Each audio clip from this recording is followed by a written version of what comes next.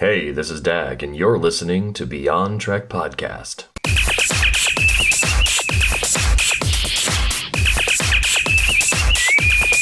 Red alert.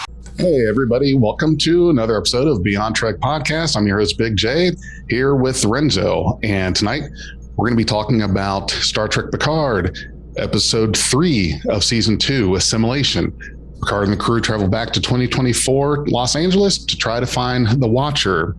So I think that we're going to just dive right into this episode, which has a lot of tone of Star Trek 4.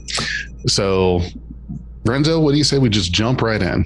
Spoiler alert. Spoiler alert. Spoiler alert. Absolutely. So this episode picks off exactly where the last one left off. There is no time passed, and they think nope, right back to the magistrate holding everybody at gunpoint with his little security team.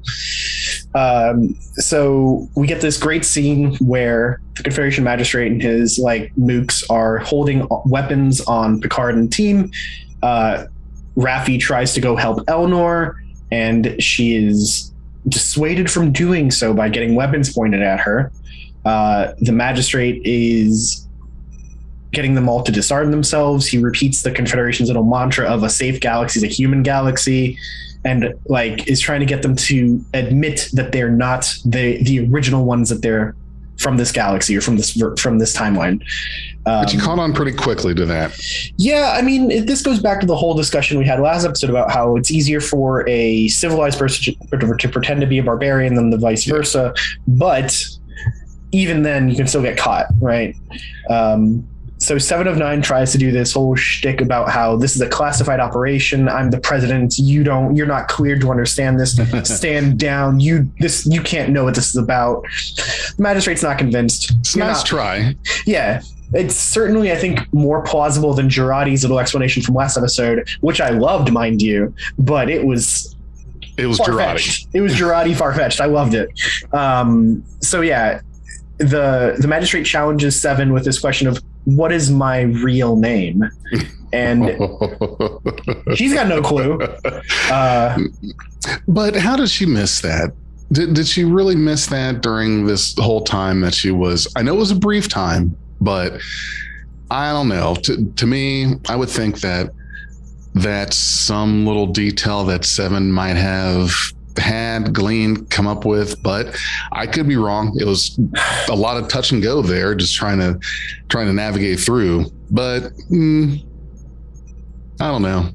My guess is that it's something along the lines of his name on paper is something like Ted Cruz, but his real name is Raphael Cruz or something. And not everybody knows that that's his real full name. Right. So maybe it's something to that effect. The name that he goes by is not his real full name, and that's what his wife would know.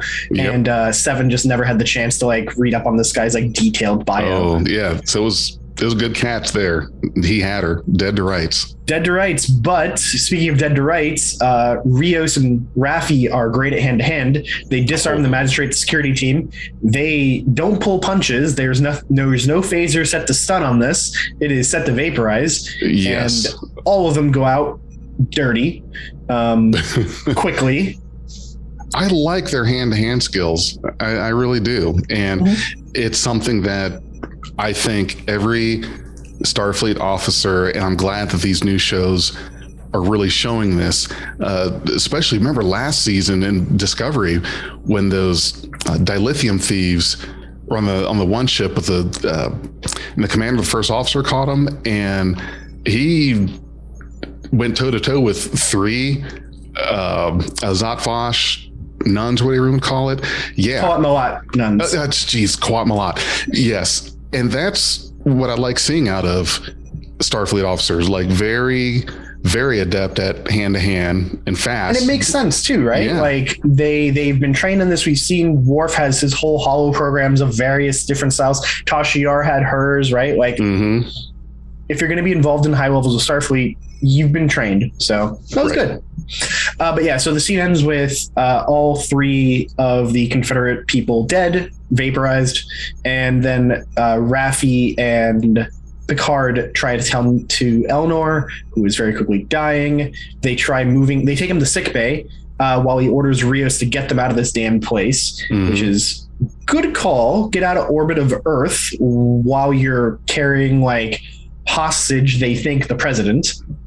So yeah, so their storyline may have been holding up a little more, but still, it's time to get the hell out of here because, of course, they're going to get chased soon.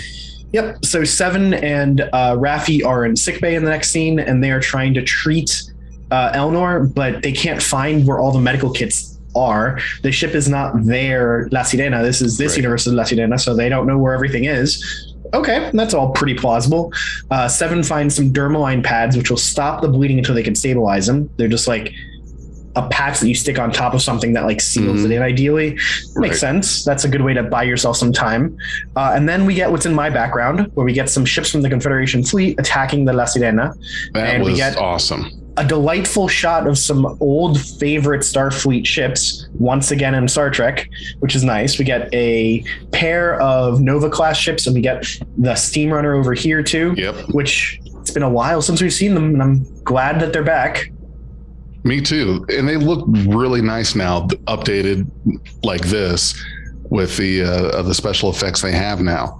That was a good pick. The names of the ships, I think, are actually the really cool bit here. Oh, okay. So this isn't something that was shown on the scene. This is something that was released by David Blass, who's the production designer for the show. Right. So the names of the three ships are the USS Quinn, the USS Doherty, and the USS Layton. All three are Badmirals from Star Trek's past. Yeah. And so it was cool that they brought them back that way. It's Admirals, that's awesome. It's a good deep cut. Yeah.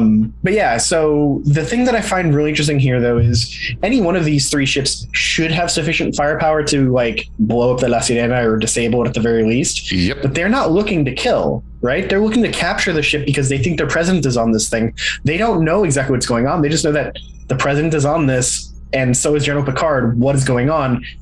Can't blow them up, have to try and capture them. So that's probably why they're pulling their punches, in case anybody's concerned about like these ships are being underpowered for their role. I thought so, because you're right. It is very unrealistic that 3 Starfleet ships could not take down the La Sirena.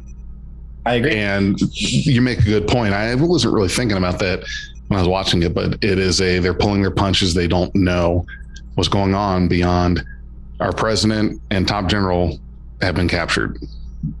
Yeah, they went up with a Romulan. What is going on? There was just this massive attack in Okinawa. Like, they're probably like quite on a hair trigger for anything weird, especially because it's Eradication Day and all the security measures are there. But they probably aren't in shoot to kill mode because their president is there. So cool. So they're running away from this fleet. And they call for Seven to come back up from sickbay. She leaves Elnor with Raffi, and it doesn't look good for Elnor at all. At this point, Picard actually sits down in one of the bridge stations, and Q appears and says to him, and only to him, because nobody else can see him, "This is the only kind of life you understand. Shall we see what else has been lost in the wake of your fear?" Which, to me, this is a hint as to what he's doing, what his lesson is going to be. I think it's further evidence of the theory that I presented last episode, where like the whole mistake is being afraid of things, like being afraid of that Borg queen and not giving her the chance to like do what she was trying to do. But still, just me pontificating and theorizing here. Fear and shooting is, it seems like what Q is trying to point out to Picard. This is what you know. This is the life you're familiar with. So this whole time, even during the scene with the shooting and with the magistrate officers, Jurati's been in the back of the ship trying to plug the Borg queen into the ship's warp core and into the ship's like mainframe, the systems. And at this moment, the ship is hit, and the Borg queen's cylinder just kind of goes plop. It was that thing was not secure. I laughed. I'm not going to lie. Just the idea of something as terrifying and imposing as a Borg queen just like face planting, worth the laughs. I didn't think of it that way, but you're right. That was a good one. You think she would have been a little more secured than she was, but maybe that was all they had. And the face planting, that was great. Yeah. Jurati also has a really good line about how she's trying to figure out a way to slingshot through a silver flare without being incinerated. So the last thing I want to hear is... Then we hear Picard say, "Hurry up." And that's exactly what she didn't want to hear. So it was a good bit there. Cut back to Rios getting a lock on the one of the Nova class ships and fires at its starboard nacelle. We see an explosion. Don't think it was destroyed, but probably pretty damaged. And hoping that it wasn't a one-shot kill kind of thing. Yeah, it didn't look like it, to be honest. It just looked like it took a good hit to their nacelle, which, fair warning, is a pretty deadly place to hit hard. We've seen that with the Odyssey. Mm-hmm. So, but yeah, they keep running. The Queen crawls towards Jurati. Jurati backs up terrified and panicked, and then she goes, "Allow me." And then these tendrils come up out of her neck and out of her back, plug her into the ship, and she starts taking control of the ship's systems. We see that from all the computer panels having like Borgy greenness on them. Mm-hmm. And she locks on and enhances the weapons and fires them green now because Borg. And that hits the other Nova and the Sea Mariner class, and those explosions are bigger. And if you're talking about like Borg enhancements, I'm willing to buy that that's a destructive, like, one-shot kill. That's something I won't waste a whole lot of time on, but I'm not a big fan of suddenly when the plot needs it to, that one torpedo to a ship with full shields is enough to destroy it. But we know the Borg are pretty good at like fucking up shields though, right? So maybe she just skipped through their shields like a Polaron torpedo or something, just Polaron weapons from the Dominion, just straight through the shields and right into the deflector dishes in both cases, to be honest. So yeah. Anyways, so those both ships are disabled and left behind, or destroyed and left behind. And Rios reports to Picard that he's no longer in control of the ship. And the Queen says, "Move backwards to go forward." Continuing weirdnesses of her statements. Then she goes, "Shatter to mend, the past is now." She's definitely mental. The Queen is just a wreck. Broken. Yeah, oh yeah. She needs a good reboot. She blue screened. Oh, for sure. For sure. So they all scramble to take like stations and secure themselves, and then we see them zipping along the surface of the sun. They go under a solar flare, very reminiscent of Star Trek IV. Lovely scene. Mm-hmm.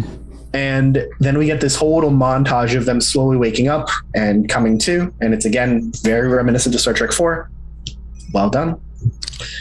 And so this was the part that I was trying to grasp. And I know they did it in Star Trek IV, but is it going at warp around the sun? To me, that's, I don't know, it seems like that could cause a lot of issues, and that they would go too fast because, how long does it take light to go around the sun once? It takes 7 minutes for light to get from the sun to Earth.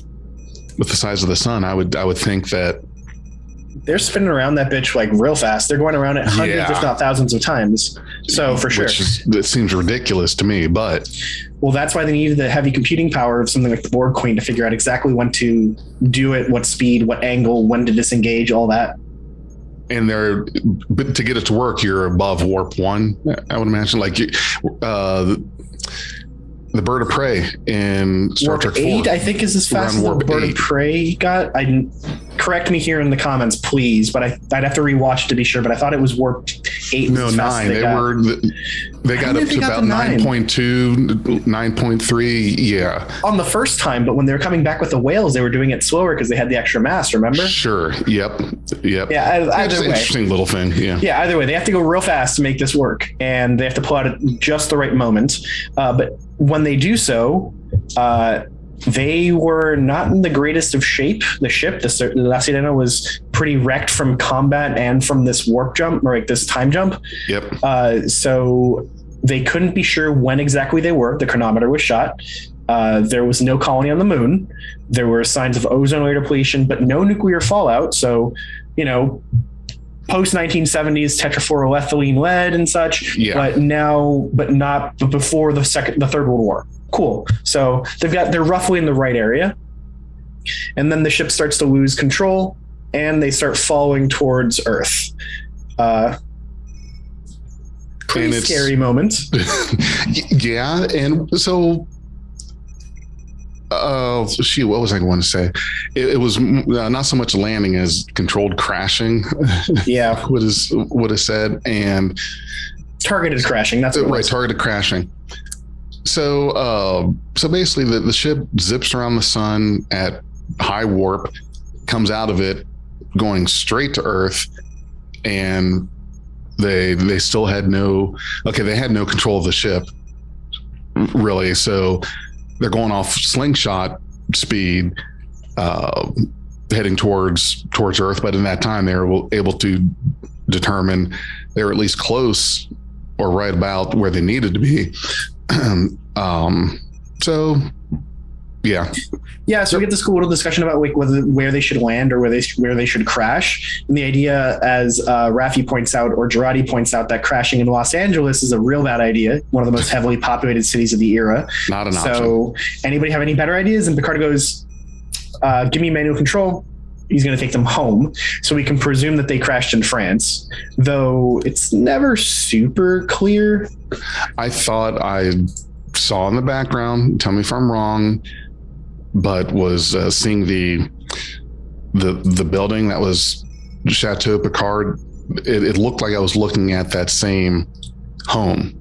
I agree. I'm not 100% sure because it was very dark and the lights were off in the building, but I agree. That's what I thought that he did as well.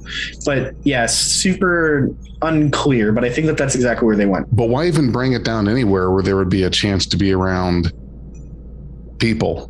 Anything. Where else are you going to go? A house. Find a forest, like a huge forest that once you stop, you're still in it. They crashed through a forest. We saw that in the landing. I mean, Le Bar, France, which is where Chateau Picard is not exactly a big city. It's a small town. Sure. Especially in the 21st century small town.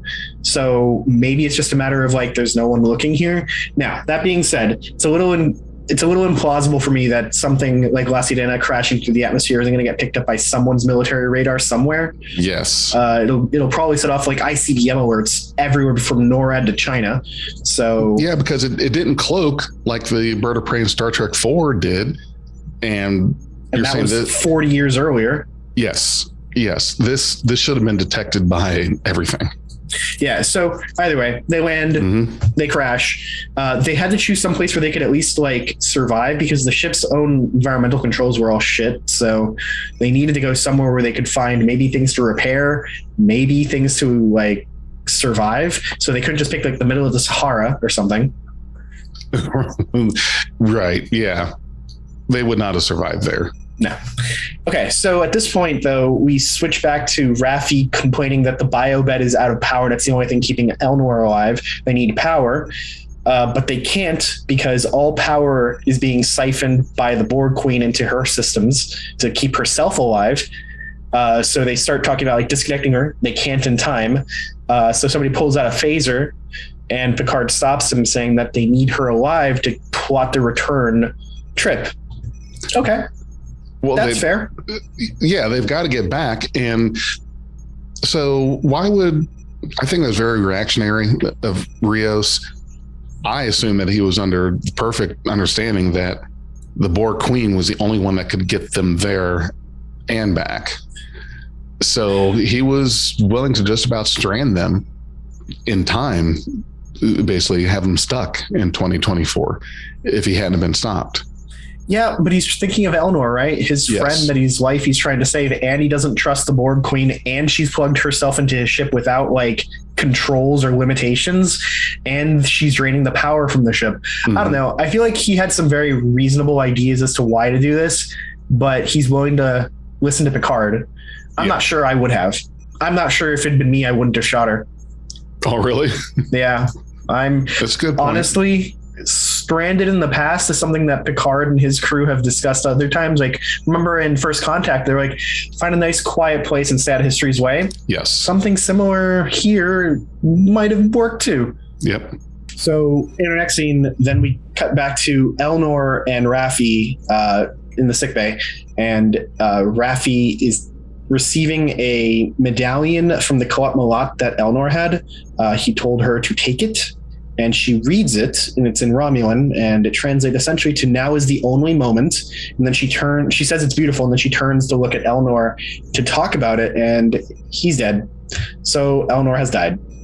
Okay, so I hope that we didn't, at the conclusion of the season, that somehow they fix and change things where our space Legolas comes back, because I'm not liking this, losing Elnor. I don't know. I'm going to wait and see what happens, but I do think it's funny, though, that with our previous review for the Discovery episode finale, we were talking about how they had no consequences to their actions, essentially. Whereas here, we're seeing something that we don't know if it's a permanent consequence. We don't know if he's going to come back. The characters don't know if he's going to come back. So there's some wonder there.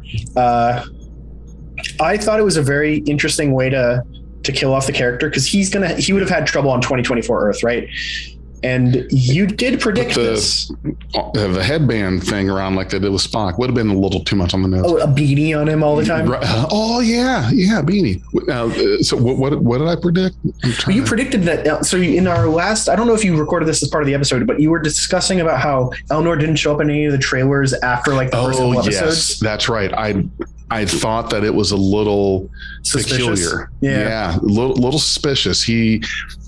It was the season trailer, like for the whole season, and there was nothing that was shown of him beyond the thing that happened in Okinawa, which didn't know that that's what it was at the time, but I noticed a very specific lack of Elnor, and I had a bad feeling about it, and looks like it was justified. I'm with you. Yeah, you definitely called that one. What I will say, though, is that it's probably for the best that his character wasn't on Earth in 2024. His inability to deceive, his absolute candor would have gotten him in real trouble, especially if he can't answer questions like, "Where are you from? What are you doing left him here?" on the ship, on the La Serena, like they did with Picard and Jurati. I guess, but he's more of the action type. I don't know if he would have had any sort of purpose by staying on the ship, and he would have gone wherever Raffi goes for sure. Also true. Okay, yeah. So that really there wasn't anywhere for him in this plot line. So yeah, I fear that he is gone. All right, so Raffi takes Elnor's body, places him in the ship's morgue.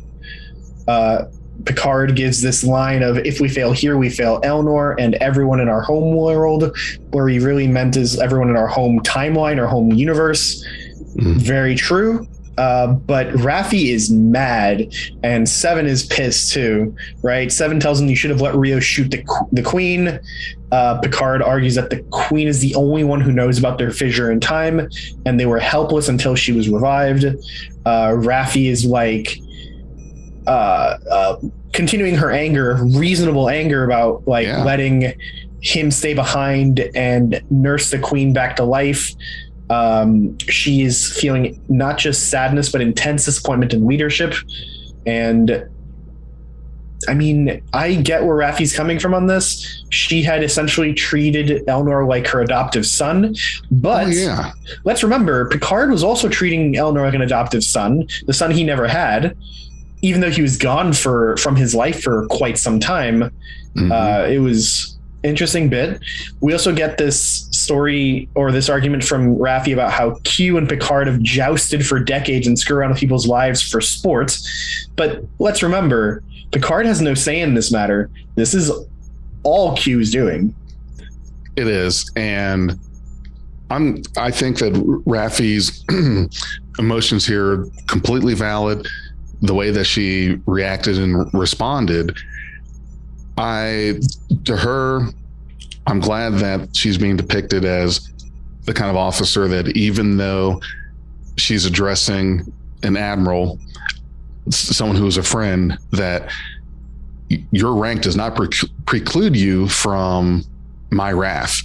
kind of thing. And it's righteous wrath too, right? Yeah. Like her whole thing about how I thought she was going to start throwing hands too. Maybe I thought that wasn't impossible, but the whole point that she makes about how like you're just faking having emotions, whereas the rest of us are living with them, right? It was like, oh, okay. I don't know if that's an attack on the fact that he's a synth now, or if she really feels that way.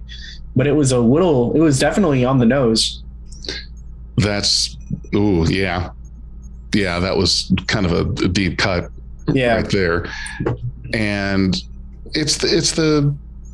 she knows about Q, totally aware of that. And I think part of that anger just comes from this frenemy rivalry thing, and well, not rivalry, but more of like a frenemy kind of thing. Q and Picard being known for quote unquote playing these games or engaging in these things where other people's lives are affected because Q is trying to teach a lesson.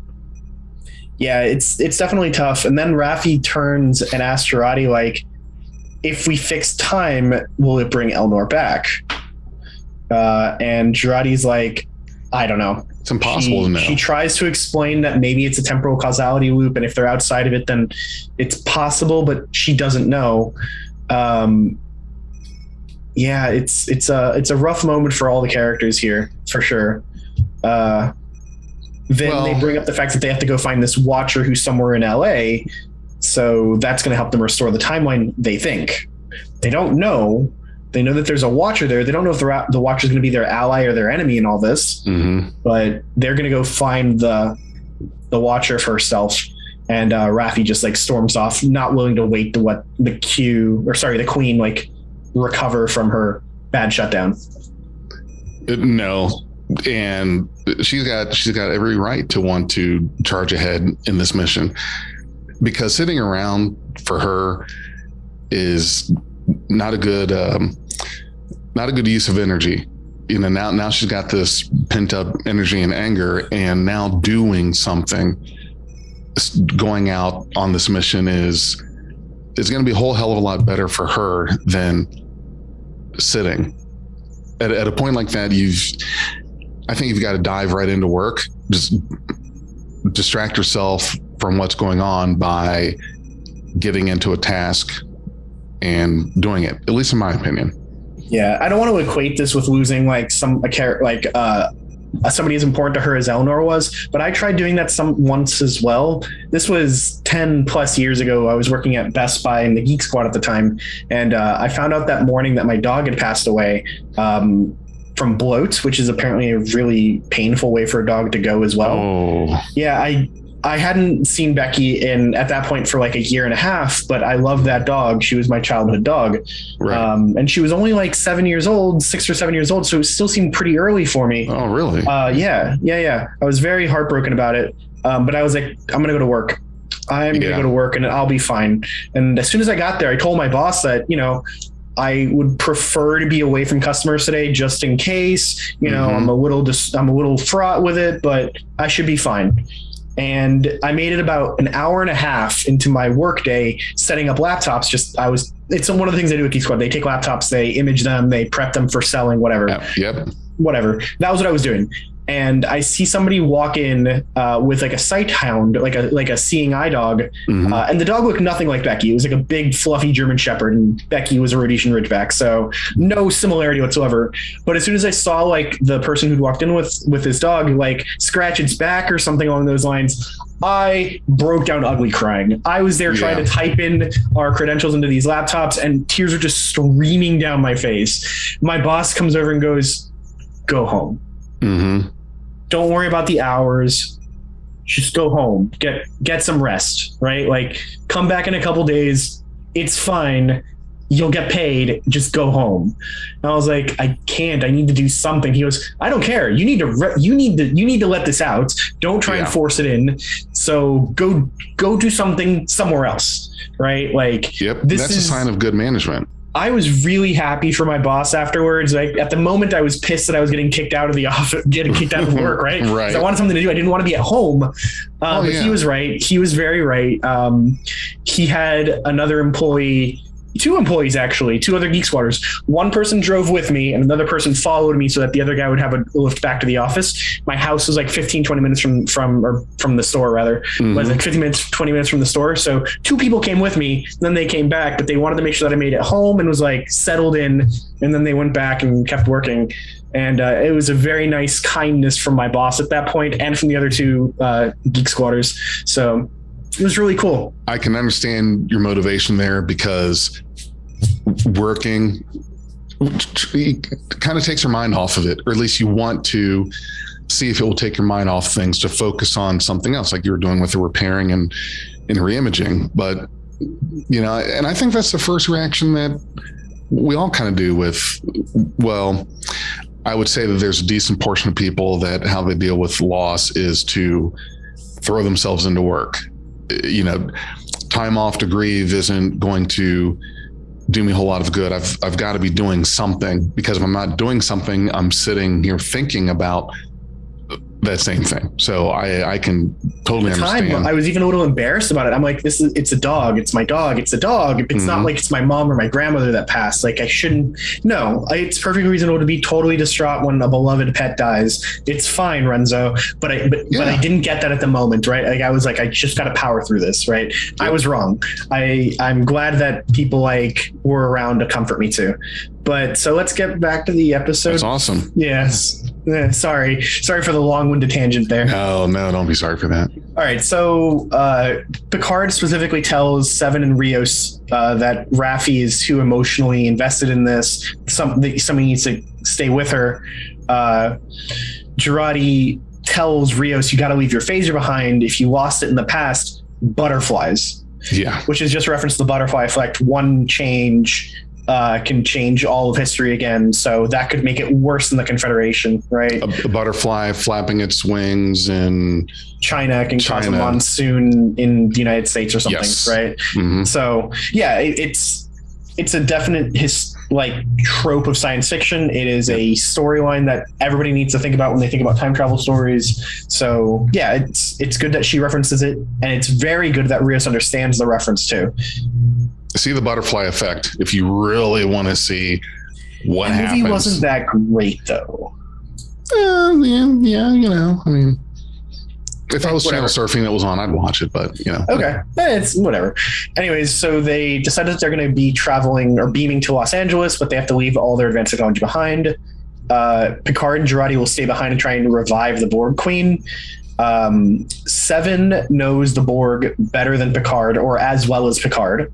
Remember, she was the tertiary adjunct to Unimatrix 01. So she was like the Borg Queen's secretary, or like she was first officer of the Borg Queen. Something similar, right? Yeah. So here's the comparison, right? Lokitas may have been a general manager of like a remote store, because he was the prime consort of that Borg cube. Yep. But she spent 30 years with the Queen, like right alongside the Queen, or 20 something years alongside the Queen. Mm-hmm. So she's got a different perspective. She was working at corporate headquarters, right? Whereas Picard is on one of the stores. So I think that they should definitely have talked this through a bit more. It's a little weird that Seven's just letting Picard take the lead on this, even if he was senior management of one store, one ship equivalent. Yes, because to me, it seems like they're making Picard out to be the one that has, at this point, the most intimate knowledge of the Borg from his experience being assimilated and on a Borg cube for 3 days? Yeah. And whereas Seven spent pretty much the majority of her life from childhood up to adulthood in it. So, but I think when it comes to the execution of the plot, and you had to pick, okay, who do you want to see out there in LA for the mission? Okay, all right. I get it. Yeah, no objections on it. Really, right. It's just I just think that they should have had a bit more talk about this, right? Because these are probably the two people in Starfleet that understand the Borg the best. Yep. I'm sure that there are other XBs in Starfleet all around, or a few of them at the very least, right? Mm-hmm. But she spent her whole life there and was very high up next to the queen, and Locutus was a big fucking deal. So yeah, it makes sense that they should have talked about this, maybe come to an agreement about how to do this. And then we get this lovely little bit of recap by Rios, and I love Rios. I really love his character, but he literally sums up the situation as, you're going to try to revive a Borg queen that could kill us all. We're going to beam from a ship with no power, and we're going to find a watcher that may or may not exist, all at the same time. Yes. And Picard's like, that's essentially it. And then he tells him, go to work, which is a good catchphrase of Picard's that he's used a few times. Yes. And I like Rios too. And that he's the one that I like being grounded in the situation of, you expect us to do this when all we have to work with is a ball of rubber bands and some twigs, basically. But if anybody can MacGyver it, I'm sure it's him. Oh yeah, absolutely. We had to run in his own ship for so long. So Jurati then scans the Borg Queen and concludes that she's in there somewhere. Her communication center is lighting up, so she's trying to talk, but she can't find a way to speak. He explains that the Borg collective consciousness is very audible, but it doesn't actually necessarily need to speak. So the Borg Queen, he hypothesizes, is trying to talk to the collective, but the collective is not here. So what they need to do is try and like get her out of her locked phase. Is to give her someone to go in and repair things in her brain or in her subconscious. Right. So Picard gives this little anecdote about how when he was collected to the collective, it was euphoria, but no sense of self. Jurati then goes, well, be Locutus for a bit, connect inside, fix her up, and let's go. And Picard goes, now she knows my mind. I'll be assimilated in seconds, right? And they don't mean like physical assimilation. They don't mean the tubules. They don't mean the nanoprobes. They just mean the mental reconfiguration that happens as a result. Well, and she makes it sound like it's something that you can just do, like not a big deal, just be assimilated for a little bit. I would think that's a lot more dangerous than kind of the nonchalant way that she described it. I agree. And so does Picard, right? Like Picard is like, this is a very serious thing, Agnes. What are you thinking? But I think her idea is just that they have no choice. They have no alternative. So if Picard cannot do it because he won't last long enough, she doesn't know my mind. I may as well give it a shot. Good point. Yeah. So now she's the only option. Yeah. I mean, Seven clearly couldn't do it either. Rios, for the same reason. Right. For the same reason. Rios might be able to, and Raffi is too emotionally compromised. But Rios is now going to be on this away mission, we'll call it.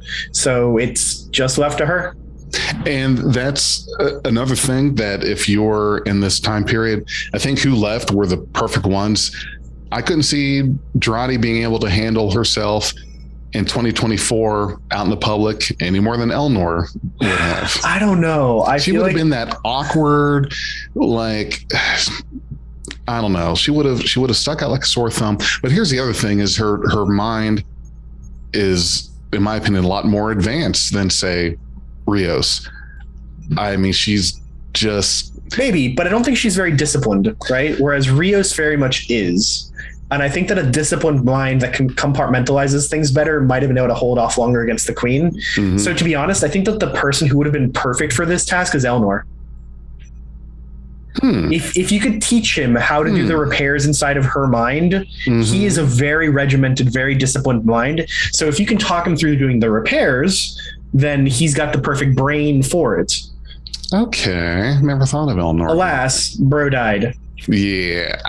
So, but yeah, so besides that, it's also the fact that you have to know what you're doing inside of her subconscious to repair whatever has gone wrong. And Jurati is a cyberneticist, so this is right up her alley. Yep.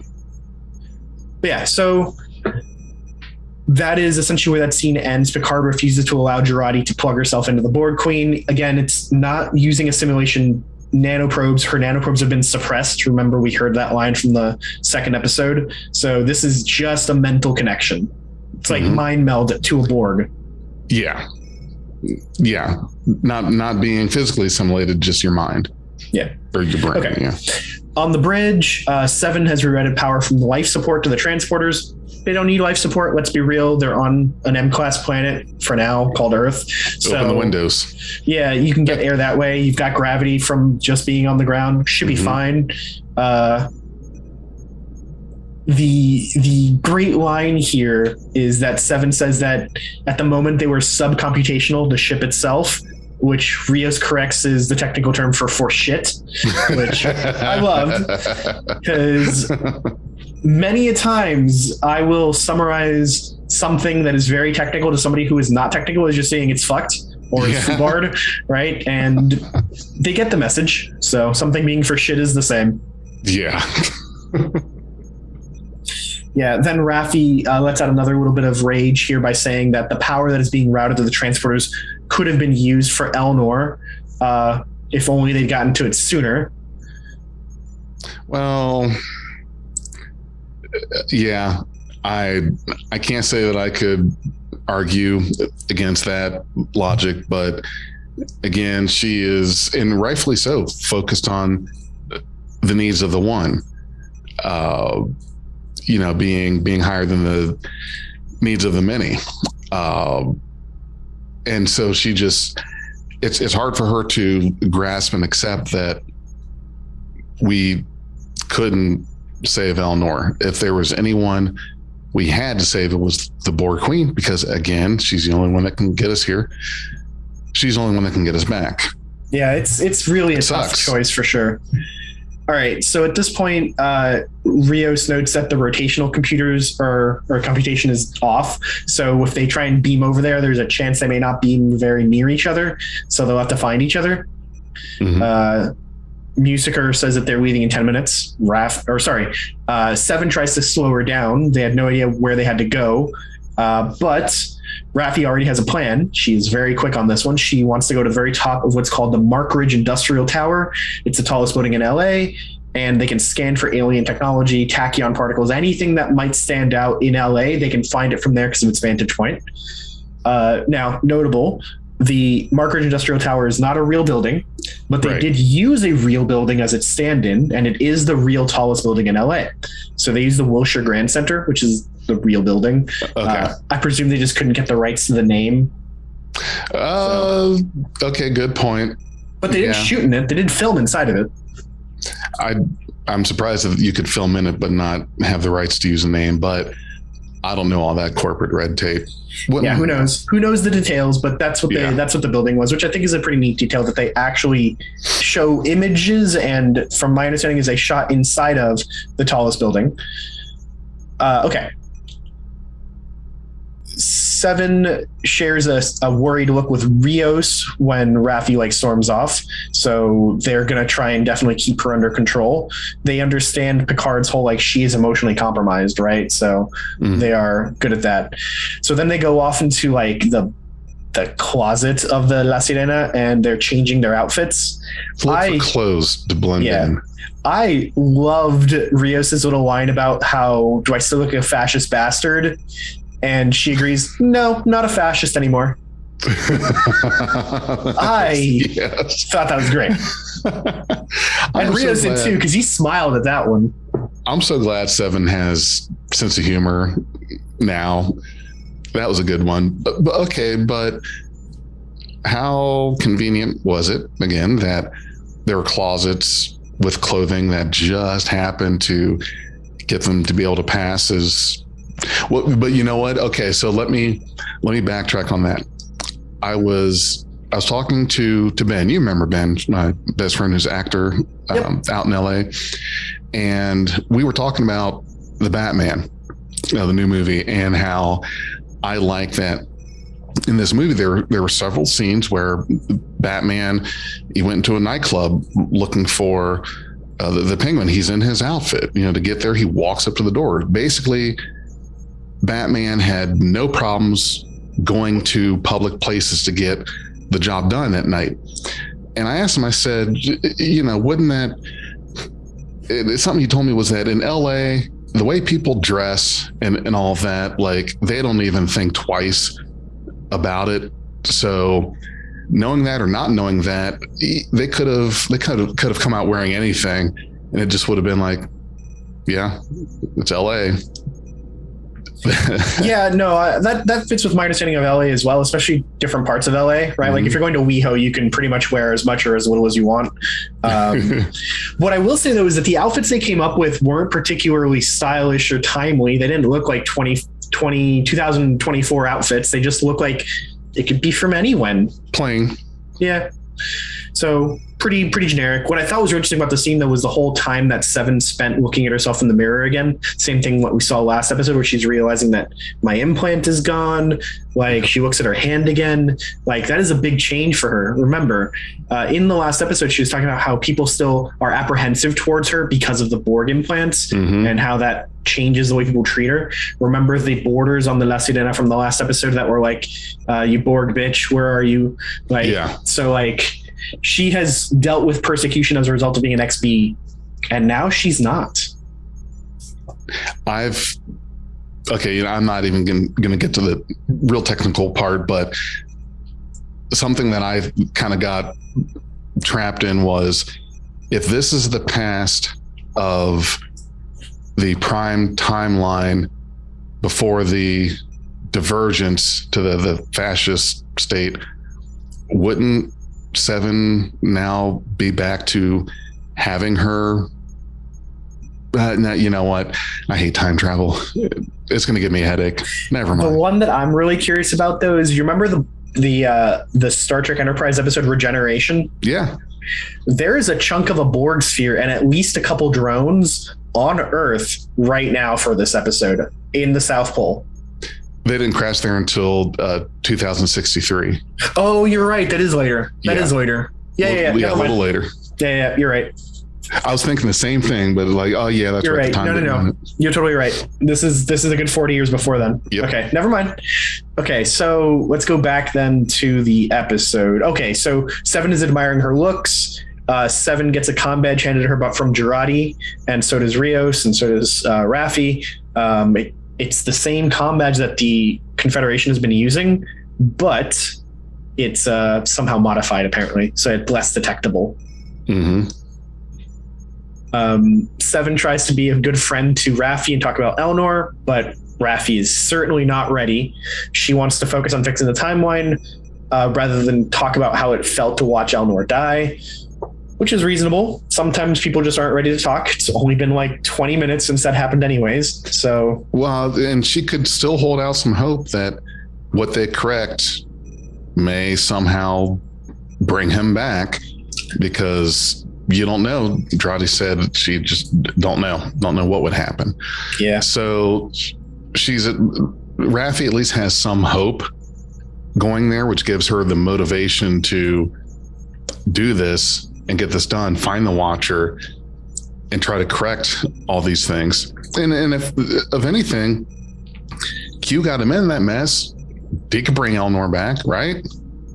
If you were so inclined. I mean, we've seen several times where Q brings people back from the dead, so yeah, certainly within his power. Mm-hmm. Okay, so Jurati goes again to have the conversation with Picard about like partial assimilation.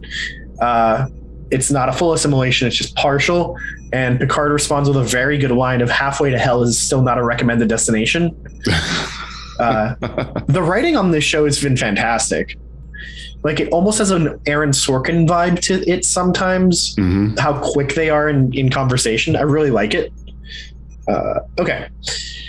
So part of the discussion in this scene is really interesting about how, because she's unconscious, she's not going to be assimilating at her full speed. She should have plenty of time. And she's going to be leaving her subconscious behind inside of her body while her conscious mind is inside of the Borg trying to fix things. So as long as those things are separate, Jurati can remain herself. Picard can talk to Jurati through her subconscious that's going to remain in her body. Yeah, it's a bit scary generally. The other part that starts to become very clear is that as you get the Queen back online, her assimilation process is going to become faster too. So don't dawdle. And wouldn't this, it didn't seem like when she had the unless I blanked and missed it, the tubule put in that it caused any pain. I mean, you take a needle, get a shot in the neck, that's going to hurt. I mean, what would it? I don't think it had any sort of like penetration of any kind. Just surface attachment. Okay. Like I said, it's kind of an equivalent to a mind meld, right? So it's just like a neural link, which we've seen before on Trek, right? Like the little one that they put on Chekhov to fix his brain after in Star Trek 4 of all times. Yeah. Right. So yeah, they can definitely do mind connections without actually piercing skin. So I'm assuming that's all it was. Okay. Anyways, the whole discussion goes through, and Picard eventually agrees to let Jurati do so. But he's going to have to hear subconscious Jurati talk about things like how she misses her first grade cat. So we can expect some random messages out of Jurati as this scene goes on. They're warning us. As if the randomness in a normal circumstance wasn't enough. Now it's going to be actually. I love Alison Pill. She's so good. Yeah. All right. She is. So cut to our next scene, and it's Raffi, Seven, and Rios all standing on the transporter to beam out. Picard wishes them luck before reminding them that they are there just to find the Watcher. Don't interfere with the timeline. Everything you do has consequences. Then he slides the things, and they beam away. Then he goes over and sits next to Jurati, plugs in the assimilation tubule on her neck. Again, no nanoprobes because she doesn't have any. And Jurati goes like limp. Picard starts staring at like the readings from the whole process in great interest. So I still think it's risky, but that's I agree. Just me. I think they do too. They definitely think it's risky, but I don't think they have a choice. Nope. Okay, so everybody materializes in Los Angeles. Raffi is like in a back alleyway and then just starts walking. Seven appears right next to a little kid who asks if she's a superhero, and she goes, "Can you keep my secret?" And the kid is like adorable about it. Well, let's be real though. If she'd had her Borg implants, kiddo would have been frightened. More than just seeing someone materialize out of nowhere. How many sci-fi movies or like action movies or superhero movies has that kid seen? Right? Like, yeah, no one believes the kid. Exactly. Yeah, I get it. She winks at the kid and like walks away, and then Rios materializes 3 stories up, crashes into like the fire escape, and then lands on the ground with blood coming out of his mouth and nose. So he had a bad time. His fall was rough. I mean, it's like his chin bounced off of one part of that railing. Yeah. Why did he materialize up above the ground? So like the Earth is round. Yeah. So as things rotate, things that would be on the ground get further away from the ground. Well, yeah, but they beamed out at the same time. There was no appreciable change in distance. The targeting sensors weren't aligned. They took a lot of damage. They didn't have the power. It was all kinds of fucked. Okay. All right. I don't know. I don't have too much of an issue with it. We've seen transporters fuck up many a time. So. Oh yeah. Yeah. So he's gonna he's gonna be the one that fucks up the whole thing. I'm not so sure. Anyways, so Rios is picked up by some folks. They take him to a medical facility for treatment. He doesn't want to go to an emergency room. He doesn't want to go to the police. He says no to the hospital. He is like semi-unconscious, and we see that his comm badge falls out of his bag, or it's picked up by a little kid. Not his bag, out of his jacket. Pocket jacket, yeah. It's picked up by a little kid. That's kind of ominous for us, the audience, realizing that, but he doesn't know yet. He's going to be the Chekhov of this whole thing. Raffi finds herself in a sanctuary district. Good callback to DS9. Seeing an advertisement on a wall for a mission to Europa. So we know that this isn't quite our timeline because there's not going to be a mission to Europa in 2024. Or anytime soon. No. Maybe not even Mars. Right. Anyways, a dude comes up and holds her at gunpoint demanding her money. And she goes, yeah, currency. She realizes that's what he's talking about. She disarms him like a pro, better than she did even with the Confederate troopers from before. So knocks him out, picks his wallet, takes his cash, drops it on him. And that's when Seven finds her. He gets mugged, trying to mug her. She also knows how to disable a gun, which was nice. She popped out what was in the chamber and popped off the slide. It was good. It was very nice. She's good at everything. She's badass. She's a great security officer. Mm-hmm. But yeah, then that's when Seven shows up at that very moment to see her like picking through somebody's wallet. Which is pretty funny that's how they reunite. Mm-hmm. They talk about how they've been calling for Rios, but hasn't answered. So they're going to try tracking the comm badge. Raffi goes, nope, he's on his way. Let's just go to the plan and go to the tower, and let's not wait for Picard to wake the Queen. Her Highness, right? Definitely some derision in how she says it. Yeah. Back on Seven knows the Queen enough that anyone who's trusting her is crazy. She has always been a backstabber or will do things to her own ends. And Seven's very untrusting of the Queen. Sure, rightfully so, but I think this is part of that whole lesson, because she was all gung-ho about destroy this Borg ship immediately, kill the Queen when she showed up, all of that. I think Picard is pretty clear-headed about this. I don't think he's trusting the Queen at all. He just knows that for her to get what she wants, she needs to fix this timeline and then go back to her timeline. Right? Mm-hmm. It's a better the devil you know than the devil you don't kind of thing. Yes. So I don't know. I don't think Picard has been like charmed by this Borg Queen or anything like that. It's just a matter of like necessary evil. Yeah. Which makes sense from Picard's perspective, right? Like he's done things with necessary evils many a times. He's not so principled that he's going to just like die instead of fixing a major problem. Mm-hmm. So yeah, either way, we come back to La Sirena and Jurati is still plugged in. Picard asks if she's still Jurati, and she responds in a very childish voice about the warm feelings and how she wanted to disobey Picard only out of spite, but only because she wishes that Picard was her father. Picard is amused. He like has a grin on from all this. They were diving into the deep end already, kind of thing. Mm-hmm. The Queen is making her way through Jurati's mind, finding anger, and Jurati expresses some of that anger. Then she finds sadness, and she expresses some of that too. But at the same time, Jurati's consciousness is inside of the Borg Queen, and we can see from the readout on the pad that she's slowly ticking up like progress on the Queen's repairs. Yep.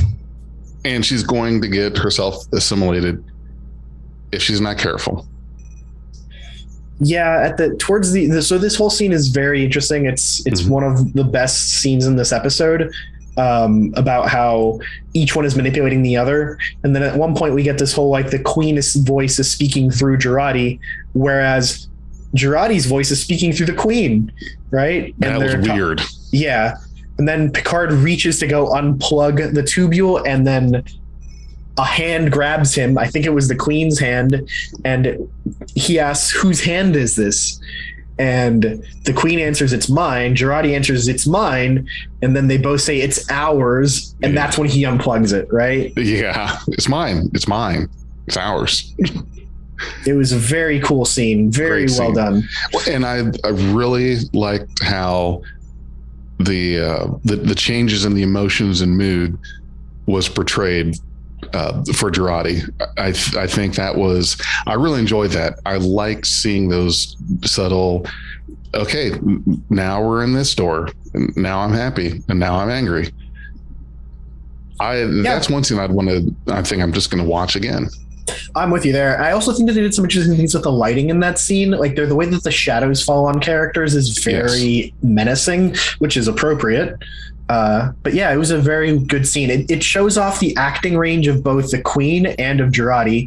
Mm-hmm. Both of them did a kick-ass job in this scene in sounding both like innocent but menacing, right? Because the Queen is trying to come off as like, I'm just here for the ride kind of thing. So, but yeah, very good jobs for both actresses there. Annie Wershing being the Borg Queen and Alison Pill being Jurati in that. Yeah. So very impressive. Okay. Cut back to LA. Seven and Raffi arrive at the Markridge Tower and start to climb the heights. They go right into the building. They're stopped by a security guard, and we get this another very funny, well-written scene about how one of the colleagues of the guard had let them up there before for their first date for a picture. And you don't want to be lamer than Kevin, do you? Fuck Kevin, right? Like, I'm not lamer than Kevin. And your colleague, the tall, round, just fishing for something to get a name. The most generic. Yeah. I did like the whole Seven kept calling it like a something. It wasn't a picture. She kept saying like an image, a recorded image or something. Yeah. I wish, because I'm looking here on our memory alpha and they don't have the. Yeah, she kept referring to it as anything but a picture, and Raffi was like, still a picture.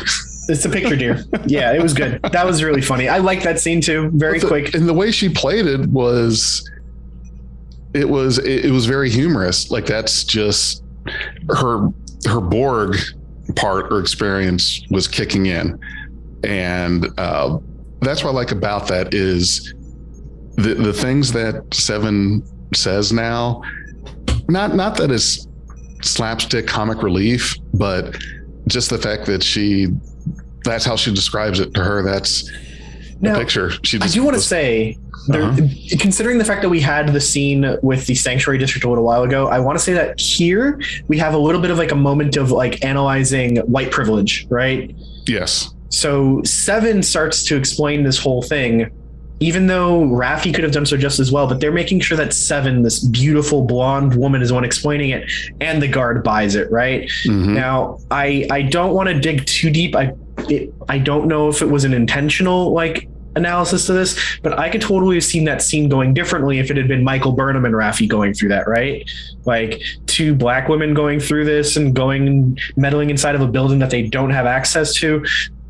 More complicated, right? And I think that that's a good observation to make of this scene, that Seven is taking advantage of the fact that she's a beautiful white chick and like getting her way as a result. And I think she realizes it too. I'm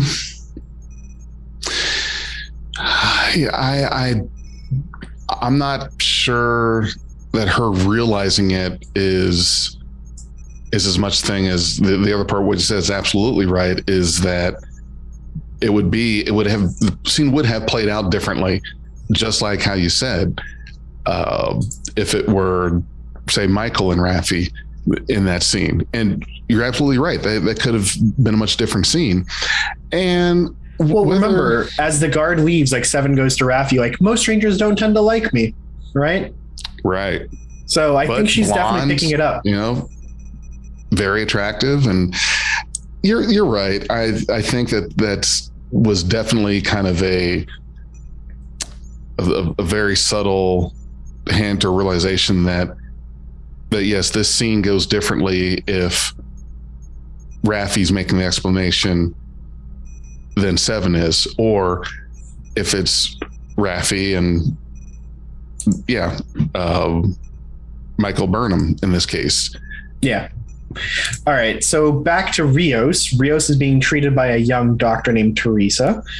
She runs a free clinic that doesn't care about your immigration status. They don't ask for papers. They don't report to the authorities. He suffered a concussion and he has a dislocated hand. And he's like, just fucked him up real good. Yeah. I mean, she jokes about him and his career as a classical guitarist, and which is a cognition test, right? Yeah. She asks about his happiest childhood memory, and he starts detailing about this great story about his mother worked at an academy, like Starfleet Academy, and he snuck off and played one of the simulators, and then he beat all the top scores, and then she yanks on his wrist and resets it while he's in the middle of telling the story. That's the best way to fix something like that. Get you distracted and talking off. Classic. Yeah, every doctor does this to a kid, especially one who's like kind of like antsy. It's like, okay, well, tell me about something, and then as soon as you start talking, that's when they jab you with a needle or something. Right. Yeah. So it was funny. She relocated the fingers in the hand. It was good. She also mentions that she's having his weird clothes all cleaned, and asks him not to bleed on her scrubs. Oh, that was very thoughtful. And that's when he realizes that his comm badge is missing. And this was where I'm glad that Rios is the one that is in this situation, because he's the one that I think would have the most difficult time improvising in a situation like this, in that he has to, and these curveballs keep getting thrown at him. First he gets hurt falling when he gets beamed in. He drops his comm badge, which was the first thing they all said don't do, was lose any of your stuff, your technology, because it could cause huge issues. So essentially he's in the circumstance where everything you're supposed to not do is happening to him. Yeah, and I mean, I feel like this is another situation where, as Rios' storyline goes on in this episode, this could only have happened to him. Yeah. Yeah. Poor Rios. Yeah, he gets it rough. All right. Our next scene is back on Markridge Tower. Seven is talking about how the future that they were afraid of has already started to happen. There's environmental damage. There's wildfire burning out past the Hollywood Hills. Maybe it's too late. Maybe what starts the Confederation has already happened. And Musiker Raffi is adamant that it won't. She detects a blip on her tricorder somewhere near MacArthur Park. But just for a moment, then it was gone. Then she finally detects Rios' comm badge, but it seems like it's sending a message that might be in Morse code. Right? The kid's just tapping on it. So cut back to Teresa's clinic, and he's just playing it and making chirping sounds. Rios is now able to walk. In the previous scene, he tried to walk, failed. Now he's able to get on his feet a little bit, and he tries to ask for it back from Ricardo, the little kid, but finders keepers, he says. Rios fails at arguing with this little kid because he responds with, well, if you took it from me, wouldn't that make you the thief? Right? So it's a good little rhetorical back and forth. Everybody knows one of those little kids who's an annoying little shit. I was one of those that would try and talk circles around anything that you asked of them like that. So, well, and with as important as this is, not only important, but timeline damaging, I'm just a little bit surprised that he entertained this kid on this. I think I would just kind of be like, kid, give me that, or I will smack the shit out of you. Kind of, I don't know if that's going to smack work. The kid, but I mean, be like, give me that. That's mine. Yeah. I don't think that's quite family friendly for Star Trek enough. You're right. Yeah. Either way, he calls him a little point. Vulcan. He calls him a little Vulcan for logically wanting to trade for something. And you could have called him a Ferengi for being a traitor. Ferengi would have been a better fit. But he said logical. So when he said the word logical, Rios is immediately like, okay, so you're a Vulcan now. Yep. Whatever. He sees a plate of peanut butter cookies and he grabs it, has one, marvels at the taste of real peanut butter. And he's like offering to trade the plate to the kid. And that's when Teresa shows up and goes, no cookies for him. So he ruined the whole bartering. He almost had it. That's almost when he realized that Ricardo is Teresa's son. Yeah. And then she makes another fantastic quippy one-liner. Forget the guitar. You're a genius. So he got cock blocked by the mom trying to get his comm badge back. Mm-hmm.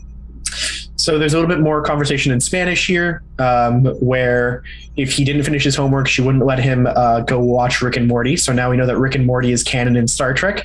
So Mike McMahon is now both leading a Star Trek show and his other show is mentioned in Star Trek canon. Yeah. All right. It's official now.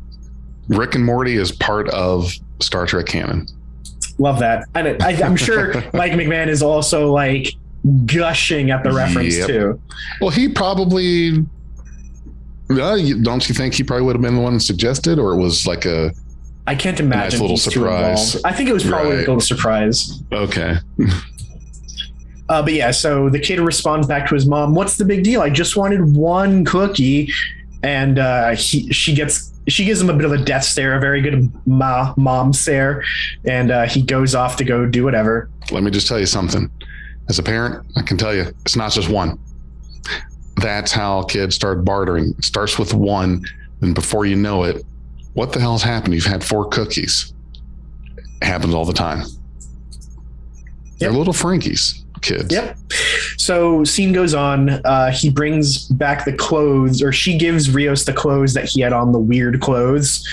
Notably, weird. They're not perfect fits for this timeline. Cool. He starts to put it on, and then he asks for his comm badge back. But Teresa's like, we'll keep it up front so you don't steal anything.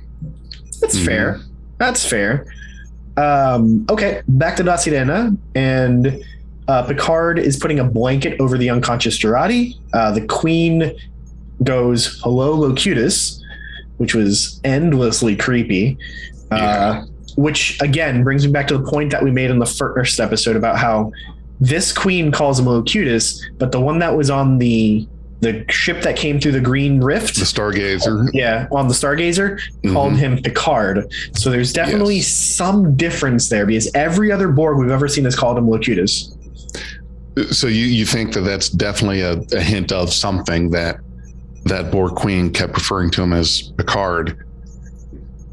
I'm really curious to see if that distinction actually does play out as something that is important. Too notable for it just to be something in passing, right? Like she says, "Bring me Picard, bring us Picard. Picard will help us. We need Picard, etc." It's always Picard. It's never like Locutus, right?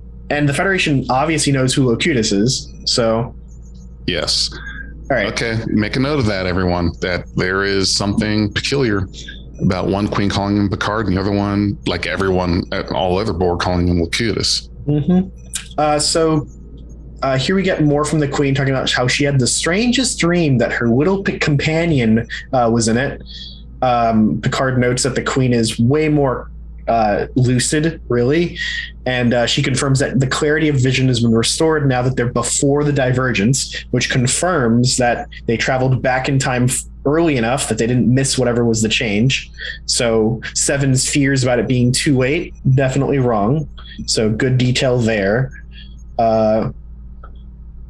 Picard asks her about the Watcher, and the Queen plays coy. If you want access to my innermost thoughts, you've got to give me something. Put something on the table. Then Picard replies that they just lost Elnor because of her. And then the Queen is very challenging and like, is this how you negotiate? Really? Do better.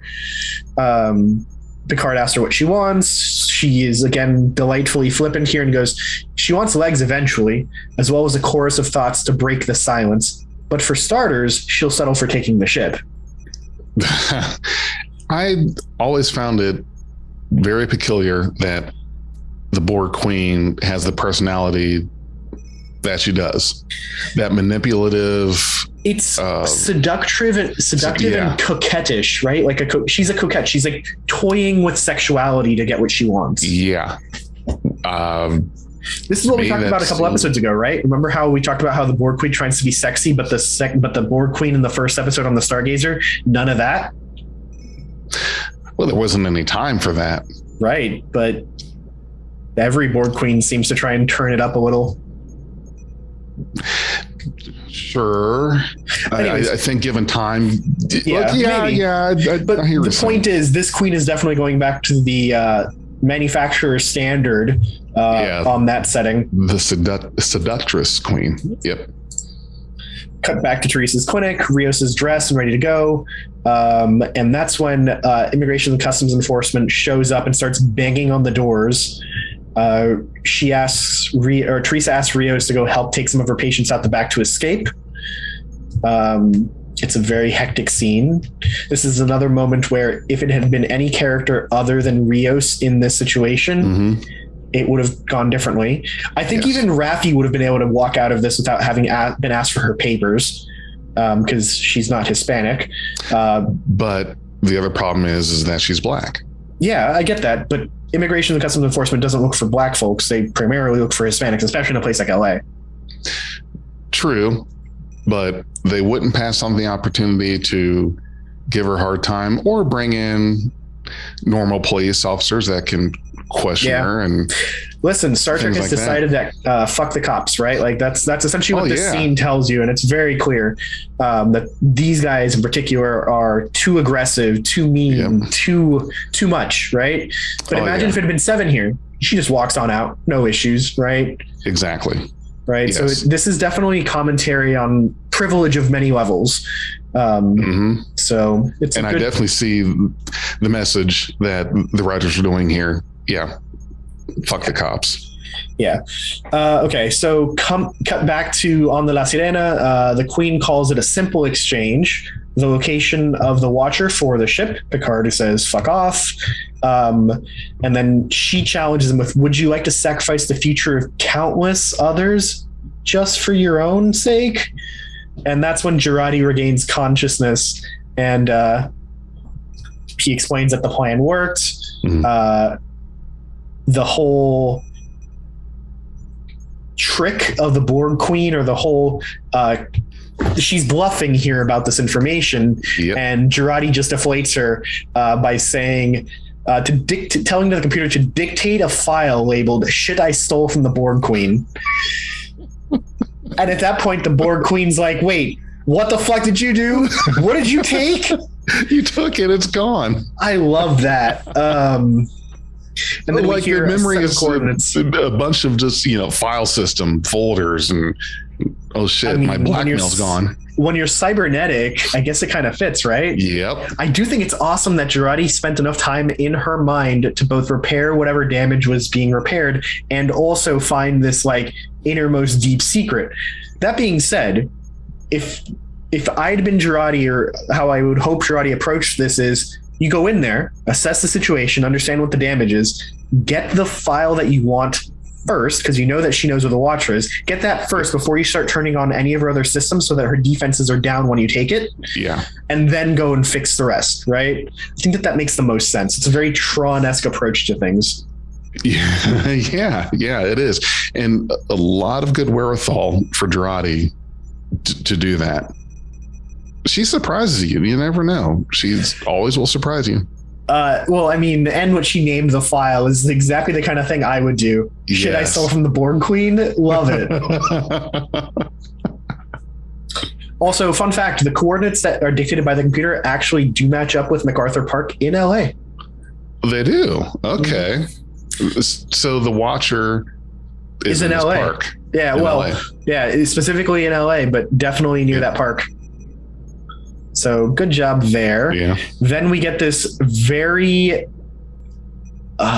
interesting moment where the Borg Queen tells Jurati that she's done something more difficult and vastly more dangerous than you realized. You've managed to impress me. She looks...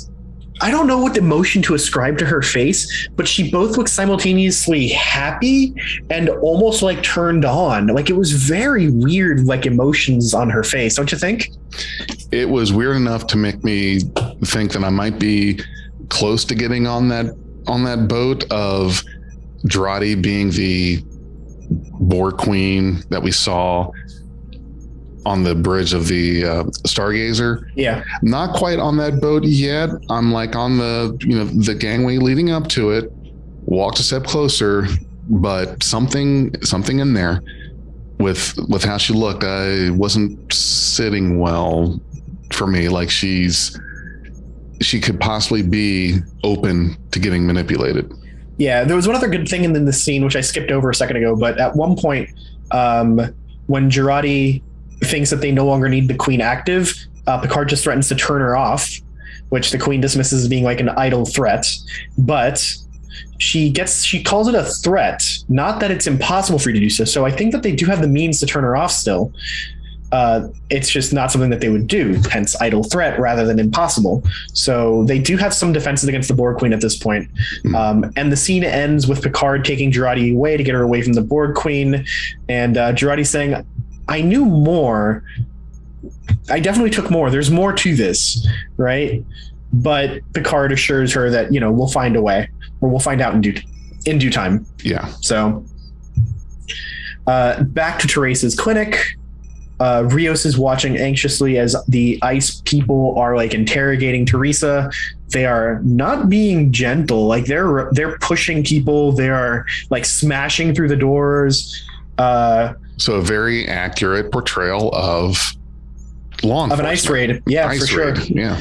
I mean, it's set in 2024, right? Imagine a hypothetical nightmare scenario where Trump wins and where Trump wins and he starts like doing tons of ice raids as president again, right? This is well within the plausible. Oh yeah. Yeah. And that is the dark timeline. Absolutely. Very dark timeline. Absolutely. But yeah, so Rios is concerned about Teresa, and instead of running out the back like he was told to do, he decides to put on a doctor's lab coat, go into the front and try and convince the cops or the ICE folks that they need Teresa because of a compound fracture in the leg of a 13-year-old kid who's bleeding on a table. The ICE officer sees the bandages on his hands, assumes he's a patient and arrests him, twists his arms up behind him and puts handcuffs on him while his hand is still in a stint, I think, in a bandage. Definitely bandaged. Yeah. I don't know if there was a, the stint, but yeah, basically getting apprehended and roughed up in a way that we are familiar with. And at this point, accustomed to seeing from any kind of law enforcement, anyone with 2 weeks of training and now has a badge and a gun type here in this country. So very, very realistic portrayal that I'm seeing. Yep. So we got a little bit more in this scene where the officer arrests them both for obstruction of justice. Teresa asks in Spanish, "I'm not sure if you're stupid or brave." But considering he has no ID or UHC card, the ICE officer goes, he's going to go with stupid.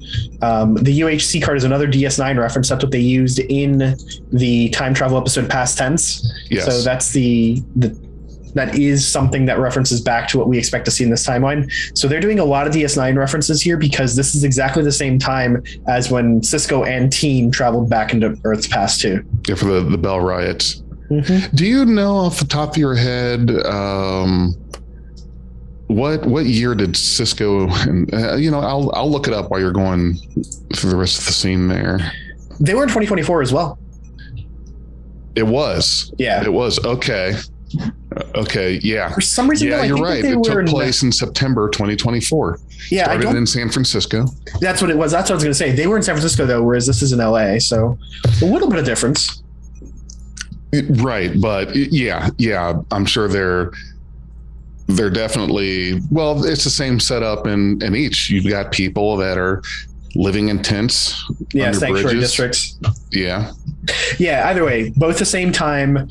I mean, hypothetically, though it's not going to happen, they could probably go to San Francisco and find Cisco and team then. Wouldn't that be awesome?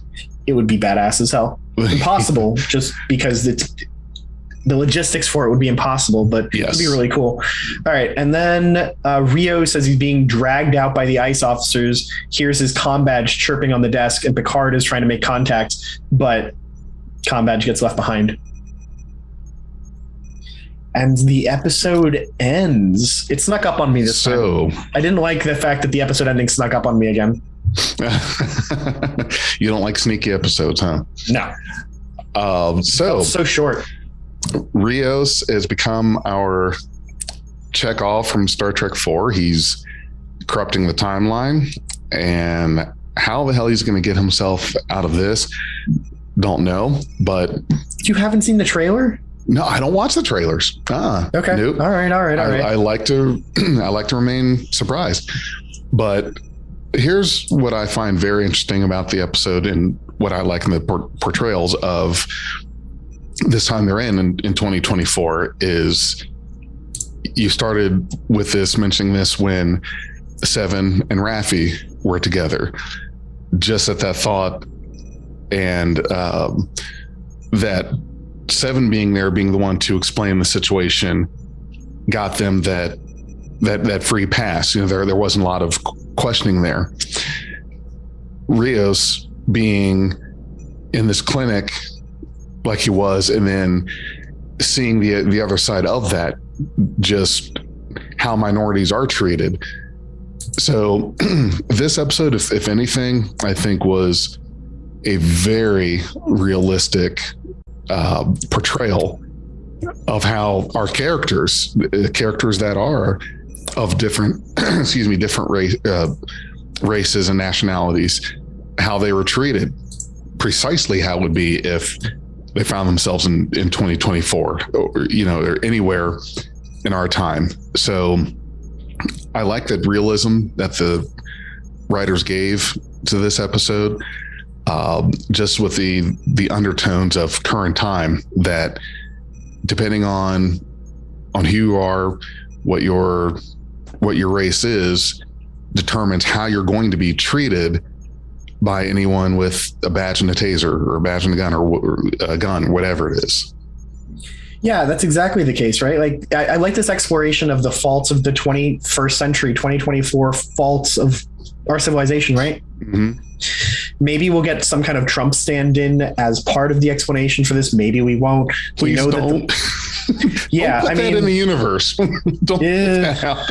That'd be horrible. Well, remember what I said last week? I asked why 2024 of all times for the setting of this episode, and I told you guys, I said 2024 is the next presidential election. Trump's talking about running again. And he's running. He's running. Oh yeah, he's running. So I said that's where this fascist state of the country comes from. It happens with that. It happens with his re-election, and then you have a safe and prosperous galaxy is a human galaxy, yep. Which starts from the America first, right? America first, quote unquote, make America great again. So it's just a prediction on my part, but I think that's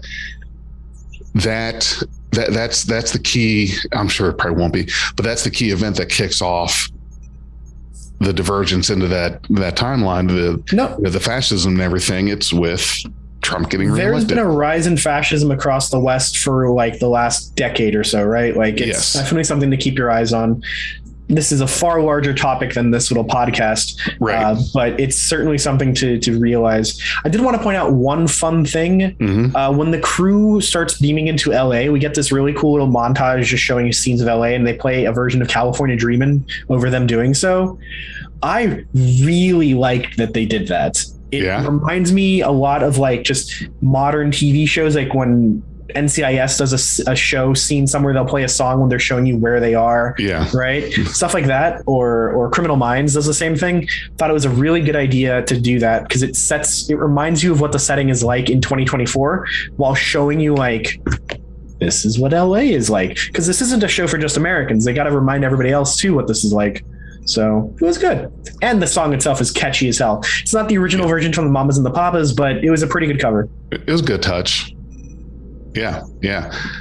So, did you have any other final thoughts on this episode? I've said my piece. Overall, I thought it was a pretty good episode. I think that it continues a lot of the same interesting questions that we've been seeing from the last two. It is a solid third episode for Picard. I can't say it's my favorite of the season so far. We've got so much to go. Yes. But I did quite enjoy the episode. I think that the writing and the acting in this show has been chef's kiss top notch. Yes.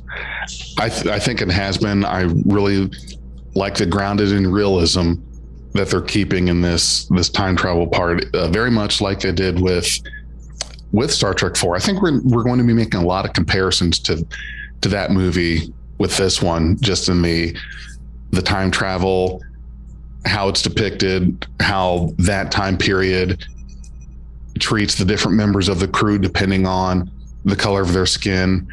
Well, let's not forget their accents too, right? In Star Trek 4, when Chekhov is asking for the location of the nuclear vessels to nuclear Wessels. While the Cold War is still going on? Yes. At the time, people were probably afraid somebody's going to shoot him. Yeah. What's different though is the tone. That movie had a very lighthearted tone. This has very much the opposite. This has like a very serious, introspective tone. So, but yeah, I'm really looking forward to seeing how this all goes. Yep, me too. All right. Well, another great episode, another nice review. So for those of you out there listening to us and or watching us on our YouTube videos, we'll be back again every week reviewing Star Trek episodes. So for now, live long and prosper. Hey everybody, I just wanted to give a quick shout out to our Patreon and Anchor supporters. Big thanks to Stephanie Baker, S. Tam, Anne Marie, Jim Cook, and Nora Hickson. We really appreciate your support. Thanks for being a part of Beyond Trek Podcast. We are Beyond Trek Podcast. Lower your inhibitions and surrender your years. We will add inspirational and hilarious Trek content to your day. Your attention will adapt to subscribe to us. Resistance is futile.